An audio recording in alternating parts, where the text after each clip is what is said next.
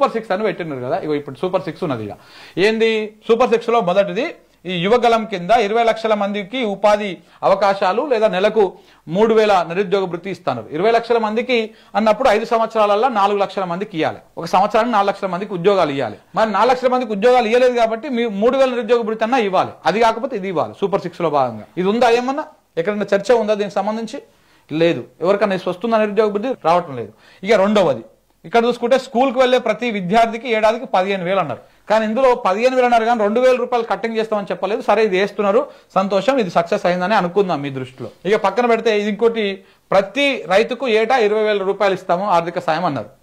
ఇది రేపు జూన్ 20 తారీఖు నుంచి స్టార్ట్ చేస్తామని చెప్తా ఉన్నారు. అది స్టార్ట్ చేసినాక ఎలా ఉంటుందో చూడాలి. కానీ అమలు అయిపోయిందని అప్పుడే ప్రకటించేసుకున్నారు. దీన్ని కూడా ఎన్ని కొర్రీలు పెడతారు, ఎన్ని రకాల కట్టింగ్లు పెడతారో చూడాలి.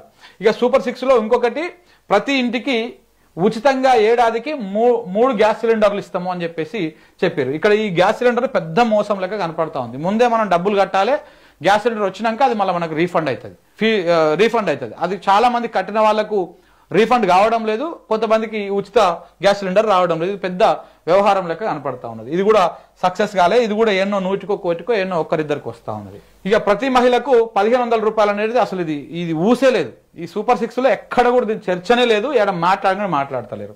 ఇది మొత్తానికి వదిలేసారు. ఇంకోటి ఏంది, మహిళలకు ఉచిత బస్సు ఆగస్టు 15 తారీఖు నాడు స్టార్ట్ చేస్తామని చెప్పి ఇప్పుడే అయిపోయిందని చెప్తున్నారు. అంటే 2 నెలల ముందుగా ప్రకటించి ఇప్పుడే అయిపోయినది, మేము సూపర్ 6 అమలు చేసినామని చెప్పేసి చంద్రబాబు నాయుడు గారు చెప్తా ఉన్నారు. సో కాబట్టి వీళ్ళ వాదనలో కూడా వాస్తవం ఉన్నది. వాస్తవానికి సూపర్ 6 అమలు కాలే. అమలు అయింది కేవలం తల్లికి వందనం మాత్రమే. అది కూడా 1 సంవత్సరం ఎగ్గొట్టి ఇచ్చిర్రు. 1 సంవత్సరం ఎగ్గొట్టిన పైసలు 6,000 కోట్లు, ఇప్పుడు ఇచ్చింది 10,000 కోట్లు.